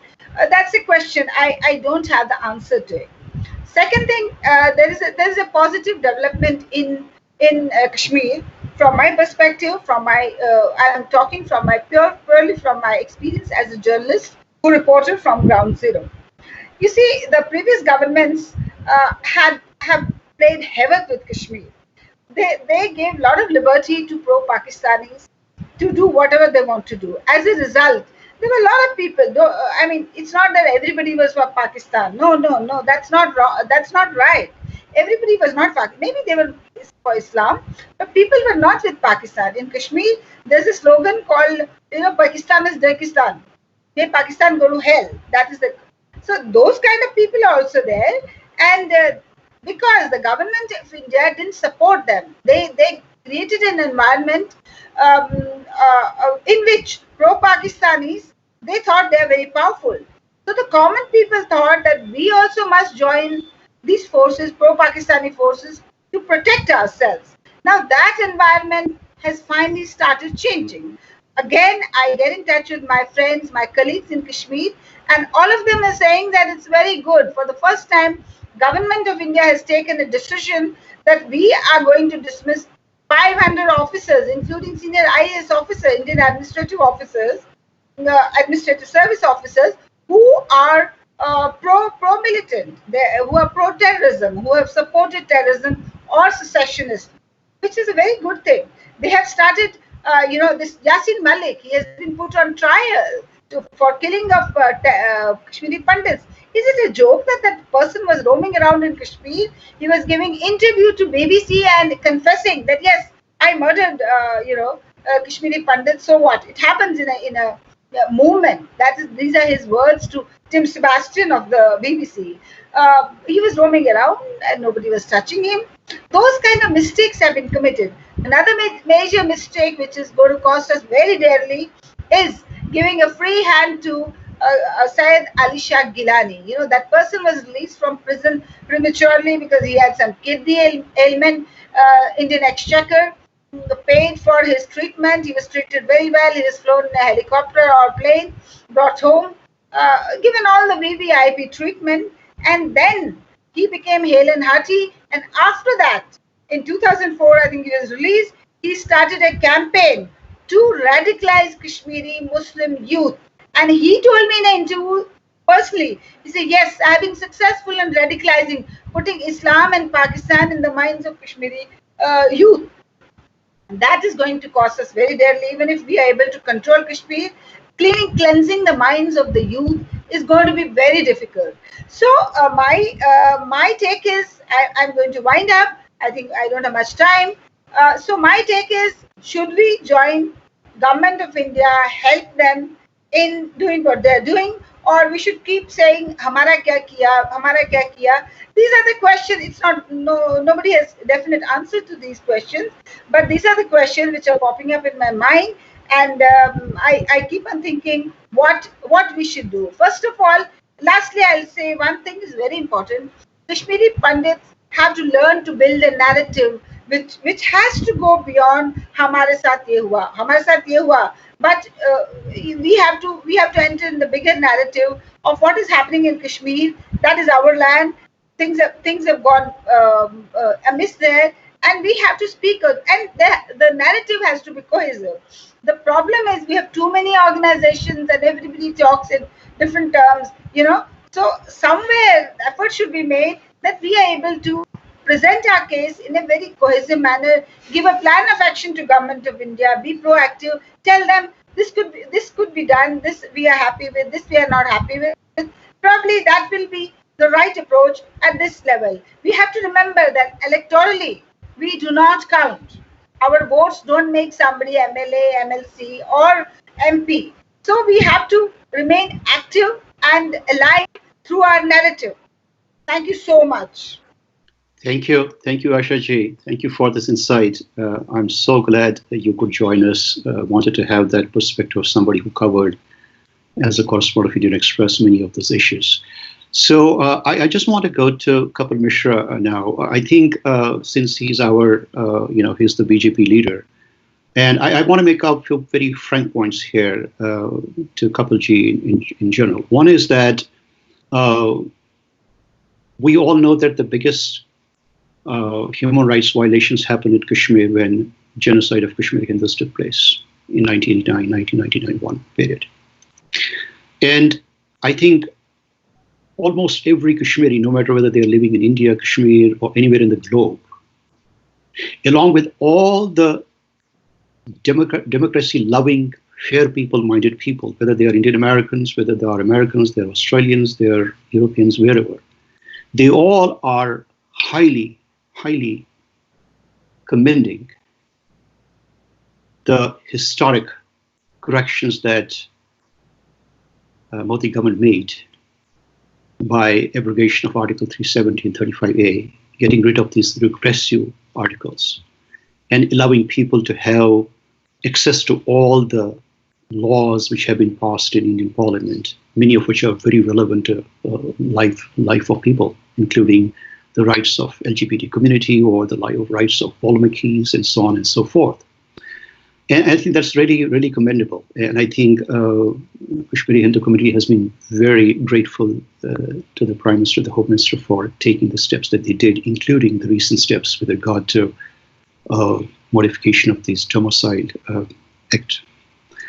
But with that said, I think the bigger question where I can share with you from Kashmiri perspective is that majority of Kashmiri Hindus do not feel that the current government has really a feel about how you ensure the return of Kashmiri Hindus to their homeland. For example, one of the ideas being floated that these Kashmiri Hindus can go back and they will be spread around, different districts, and that they can live there. Many Kashmiri Hindus strongly feel that it may be a situation where they will go be like walking ducks there in that kind of scenario. And many of them are talking about different ideas. For example, the idea of having a kind of secured zone within Kashmir, or whatever name you want to give. And previously there was a talk about Panan Kashmir, which was a similar concept, but in a slightly different way. But more importantly, people are talking about how do you ensure the security of these Hindus, given the fact that 2 serpents have been killed in recent years. I mean, not years, it's recent months or weeks now. That's one part.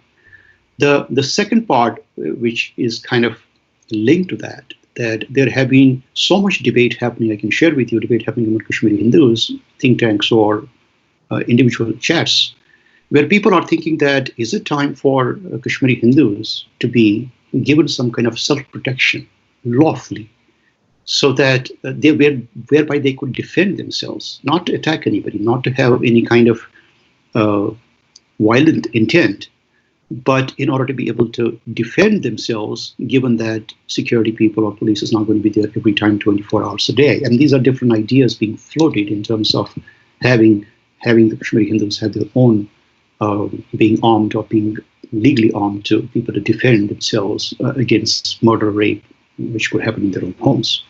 So, Kapilji, I just want to, you are so familiar with these issues, so I just wanted to take your call, just get your views on this return issue of Kashmiri Hindus to Kashmir Valley. Please, Kapil.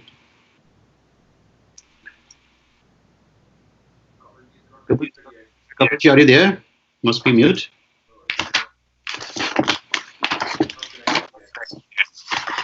Kapilji, are you on? Do you have your video on?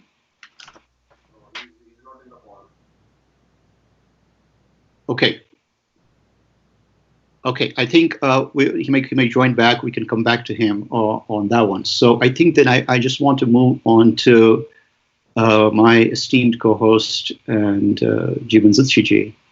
And I just want to have him share his wisdom. He has been involved with these issues for decades. And I want him to kind of share his take, his kind of remarks, his closing up on these issues. And Jivanji, it's all yours. Please go ahead. Jivanji, you are still mute. Please unmute. Just press the unmute. Unmute. Yes, yes, we can hear you now. Can you hear me now? Okay. Well, thank you so much. You know, all the esteemed speakers. It's a delight for me personally to reconnect with Mr. Malhotra, Francois Goiter, and Aisha-ji. Aisha-ji said something that's on my mind, and it was said very beautifully. For the benefit of those who may like to know more about Kashmir, let me repeat here that Kashmiri Hindus, that are known as Kashmiri Pandits, are historically reported to be the original inhabitants of Kashmir Valley. Their roots in Kashmir can be traced to that time when civilization began in the valley. Their history, spreading over 5,000 years, could be testified through several historical works, including the legendary Nilmath Purana. Kashmir's first imperial history began in 250 BC when Ashoka reigned over the land. Islam entered nearly 700 years after the birth, and Kashmir came into contact with Muslim invaders. There are reports that Kashmiri Hindus suffered 7 exoduses, episodes of mass forced migration spanning the past 600 years. The earliest exodus involved repressive rulers and promoted major demographic shifts. Kashmir's history after the arrival of Islam sets the backdrop for the current conflict in Kashmir, which has been continuing ever since India won its independence from Britain in 1947 and Pakistan became an independent Muslim state. Pakistan has consistently hoodwinked the world that Kashmir belongs to it because of Kashmir's majority Muslim population. Let's be clear, the state of Jammu and Kashmir has a Muslim population of 65%, while Hindus are at 30%. The Muslim population is not overwhelmingly high. It's only in the Kashmir Valley that the Muslim population raises to 97%. The constant lies by Pakistan have made some people ignorant of these demographics. More than 350,000 Kashmiri Hindu refugees were driven away from their homeland in an act of genocide by Pakistan-sponsored terror groups in 1989-1990. The Kashmiri Pandits were left to bear the horrors of terrorism on their own, including being forced to witness the murders and rapes of their own family members. In the early 90s, almost entire KP community fled to the safety of plains, leaving behind a minuscule number. As Asha-ji has already verified, there's only about, I think, 800 some people who have been left, in the valley. And it's unfortunate that not much is being done, about them. We will not forget them because they are our hope, as Asha-ji very clearly said. Kashmiri Pandits are the indigenous Hindus from the valley of Kashmir. They are known for their significant contributions to a variety of spheres, including Shaivism, philosophy, theology, literature, poetry, music, and the arts and sciences. And thousands are still living in miserable conditions. Let's not forget that. And we'll never forget the Exodus Day of January 19th, 1990. It will never be erased from our memories. During the 1990s, the insurgency in Kashmir became a well-organized, ideologically charged extortion racket, and in the process, lost the support of much of the local populace. The decline in the support of the population of Kashmir was due to the insurgents' tendency to harass and sometimes even terrorize the Kashmiris. There are some sane voices among the majority community of Kashmir, as Ashaji rightly said, who are truly secular and not pseudo-secular, and do not support such Nizam-e-Mustafa movement. But their numbers are very low, and their voices are curbed. As our wonderful Prime Minister Modi ji acknowledged in a meeting with us in Houston last year, and he said, "आप लोगों ने बहुत कष्ट झेला है, कश्मीर में एक नई हवा चलेगी." For the first time in 700 years, the head of the nation did not only comfort us with his words, but with his action on August 5th last year. He took a positive step to save all Kashmiris from corrupt Kashmiri politicians, signaling the mullahs of Kashmir who are in bed with Pakistan, and made them understand in clear terms that it was their demise. Let's not forget that a mostly indigenous ethno-religious insurgency was aided and abetted by Pakistan, who gave the Muslim insurgents weapons, training, and sanctuary in order to take control of Kashmir. Pakistan has continually tried to stir up ethnic hatred in Kashmir, where Hindus and Muslims had been residing in peace for decades. Over the last couple of decades, the enemies of India and the Indian democracy have penetrated academia, media, think tanks, and political party apparatus. More importantly, they are well organized under Islamic Circle of North America. They are joining with them to create a false narrative of oppression at the hands of Hindus in India, without altering the goal of Islamic supremacy as per Wahhabism, ISIS, and Al-Qaeda. They have embarked on using soft cell. A way forward for overseas Indians, we must counter this disinformation campaign by the enemies of democracy. I have lived in USA for nearly 50 years now, and I must say that I have spent 35 years fighting this disinformation campaign, which started with Khalistan movement in 80s.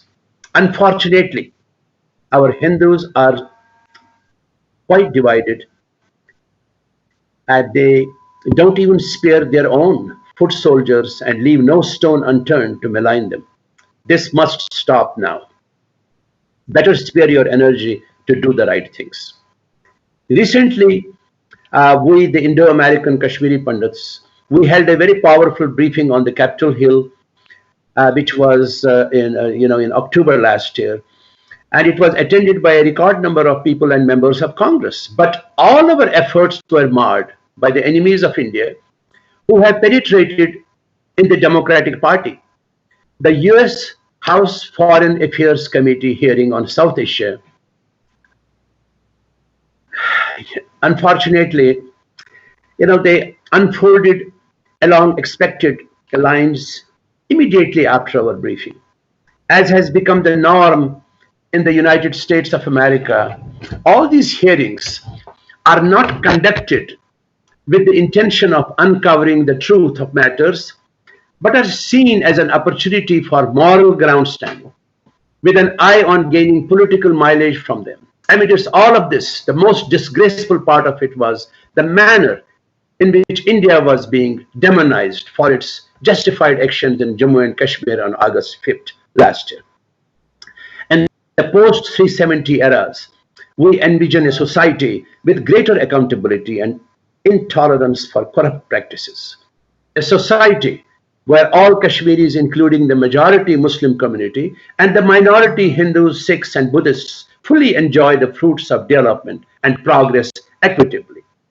Kashmiris must promote pluralism in the state so that all communities can live together as they did before Pakistani trained militants in connivance with local mullahs and clergy created mayhem and forced Kashmiri Pandits to leave the Kashmir Valley.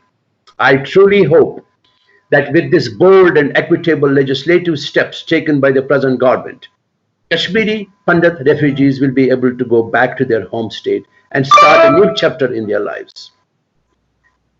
Currently, they're facing some serious registration issues, domicile issues, and the government is wrongly basing the numbers on 2011 census.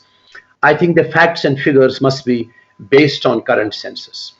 We as a civil society will support all initiatives which will bring about peace in the Indian subcontinent and let everyone live with dignity and pride irrespective of their religion or ethnicity. On 5th August 2020, perhaps for the first time in the history of India, by building the Ram Mandir, the Hindu community may finally be said to reclaim something it has never done before from the so-called secular community. When the British left the shores of India on 15th August 1947, Indians celebrated. I see the real independence beginning on 5th August 2019 and now again on 5th August 2020. This is not just celebrating independence from British, but the real independence. Tasks which were left unfinished, that 15th August 1947 did not accomplish a freedom from fear, injustice, and humiliation for a people used to slavery. Thank you very much for this opportunity, and Jai Hind. Thank you so much, Jivanji, for the enlightening comments that you made in covering a lot of these points. So I just want to take a few moments here to kind of tie up some of the knots that we have discussed. And you heard a lot of these speakers initially talking about this exterior layer of this issue from geopolitical, from international perspective. And then we kept on zooming in on to more national as well as the local Kashmir issues. And what you might be seeing is there's a common connect, as was brought out by so many of our speakers today. There's a common connect between the two. And if one has to look at holistically at the issue of Kashmir issue, or the security of Jammu and Kashmir, or the return of Kashmiri Hindus back, all of these pieces of the puzzle have to be talked about. But I think one point I just kind of want to, a couple of points I want to make here is that what seems to be emerging from these discussions are that yes, the threat of aggressive China, the threat of Chinese and Pakistanis nexus has real consequences, and obviously we need real attention, which government of India is already doing. Whether it is in terms of strengthening India's defense, as well as strengthening the Indo-US strategic partnership, which has been pushed in the last few years. And those, I think those are important elements playing part in that part of the puzzle. But the other part of the puzzle, which is more complex, is with regard to how one can be possible to crush this Islamic terrorism in Kashmir. I think one point I really want to make, which I want to make sufficiently clear. Jivanji touched upon it, Ashaji touched upon it. That is that if you look at the DNA of a Kashmiri Hindu or Kashmiri Pandit, they are by very nature peace-loving. Imagine a community which has undergone 7 exoduses. Imagine a community which has been subject to genocide and ethnic cleansing. Even then, after that, not a single Kashmiri Pandit has become a terrorist, has not picked a gun, has not killed anyone. And the reason for that is that they value human life of everybody. And if you ask a common Kashmiri that, they will tell you that the human life of an innocent, law-abiding Kashmiri Muslim is very important.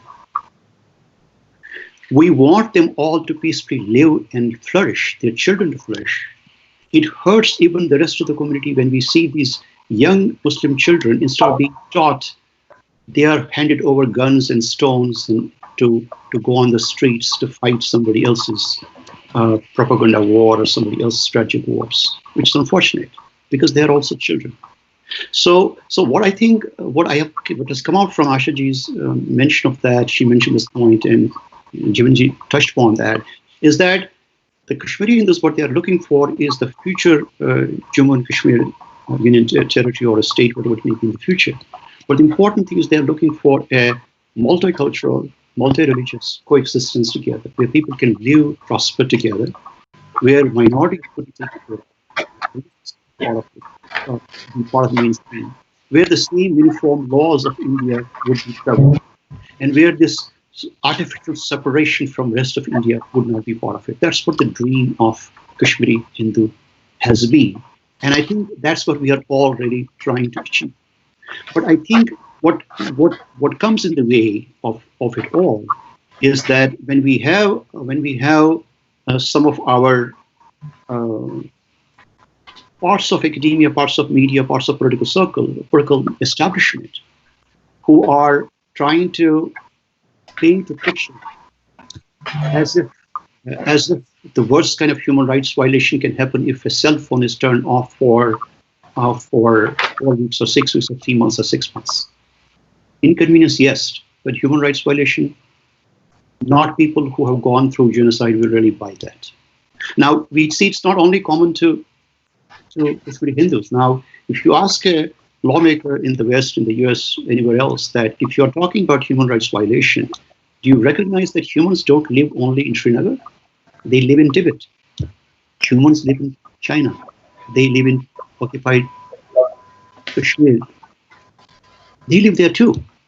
What about the human rights of all of them? Who's you heard directly from our panelists regarding Tibet. What have they gone through? The crushing, the persecution. What about their human rights? They have lost their home too. What about the human rights of Kashmiri Hindus? They have lost their Kashmir land too. How is that human rights so-called violations are being selectively used depending on your party affiliations, depending on who is funding your campaign, rather than being based on some convictions? I have yet to see which anybody in the country or in the world or India or anywhere US, if that person is square-minded, whether he and she can get up and say, well, giving equal rights to women in Kashmir and giving equal rights to minorities in Kashmir is somehow bad, so I'm against abrogation of Article 373. Not really. It will be hard for the defend. It would be hard for the Democratic Party in the US to go before the public and say that we are defending the laws or Article 370-35A, which are known to discriminate against women, against minorities. How can we champion the cause of these minorities when we go around and say we are against the government of India for taking the corrective measures to abrogate those laws? And what does really ultimately achieve? A common theme that, like everybody else in the country, Kashmiri, whether Muslim, Hindu, doesn't matter, they want to have the same laws, same privileges, same options out there, which everybody else has got that. And then you look at this mania of this demographic mania. Talk about that, for a minute. Oh, people are talking about, if you do this, the demographics of this is going to change. Demographics of what? The demographics of Kashmir has changed, as Jivanji talked about, and as I said in the introduction.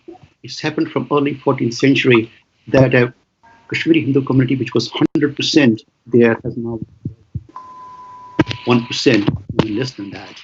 That was the demographic change we're talking about. But in the modern era, when you have an integrated country. What does really demographic change really mean? Think about it. Now imagine, I can address the people in the US because I have a lot of people who have died there. Now imagine if somebody from Michigan wants to say, I want to go and settle in California, or you have a community from California wants to say, I want to settle in Arizona. Does anybody talk about demographic change? They say it's a free country. This is a state for everybody. Everybody is allowed to do everybody. Now imagine the same population of people who are asking for human rights and asking for citizenships in foreign countries like US or Canada or Britain.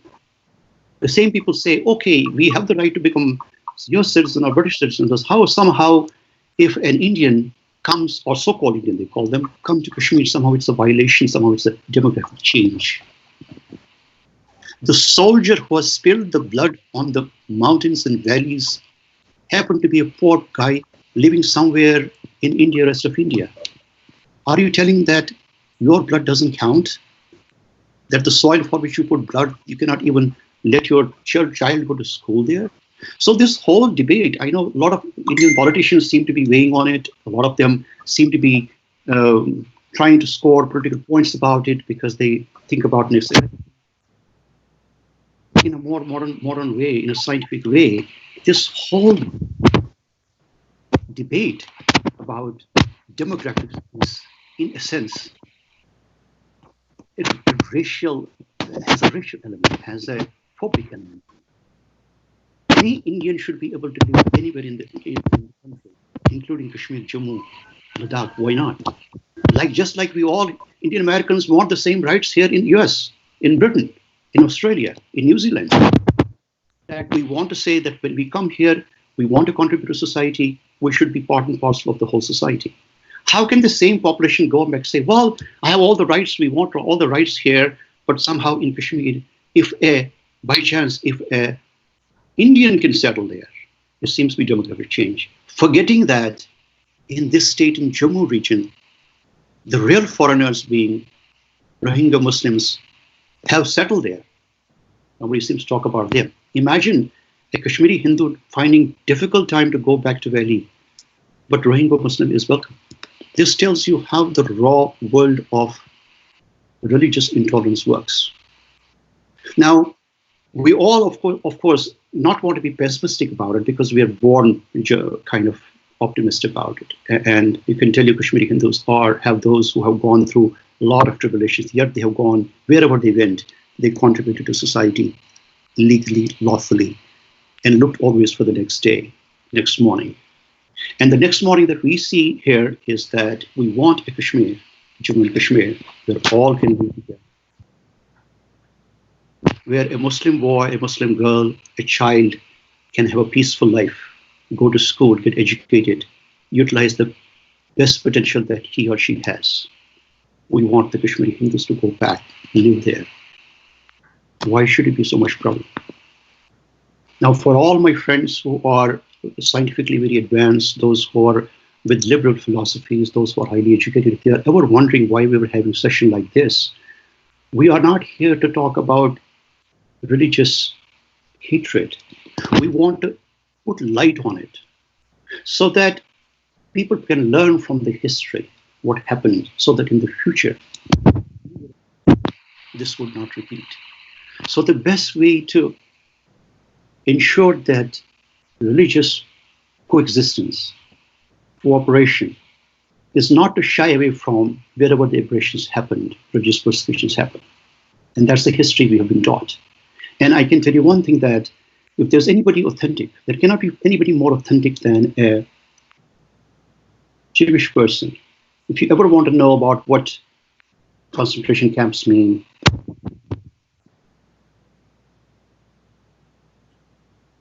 I will tell you. And more importantly, what it means to have religious persecution. So with that said, I want to kind of look for the next bright sun, next day, with the enthusiasm that we all can combine, we all can join together for next future. Obviously, there has to be a more well-defined security measures to be taken by government of India to ensure how the Kashmiri people can go back, or Kashmiri Hindus can go back to the homeland. The security of Kashmiri Hindus living in Kashmir is very important, and I think we have to take up there. And not to mention the fact that those who have been guilty of genocide in India, there has to be a process for them to be taken to really legal consequences for that. I think all of these things seem to emerge from these discussions. It has to be a more comprehensive kind of package where the security of Kashmiri Hindu has to be prime, rather than go for hodgepodge approach saying, okay, let's put them there and somehow things will go right. It may take time, but time is always with us. With that, I just want to say thank you to all of speakers, thank you to all panelists, thank you to all who have been watching it, and I wish you all the best. Namaskar.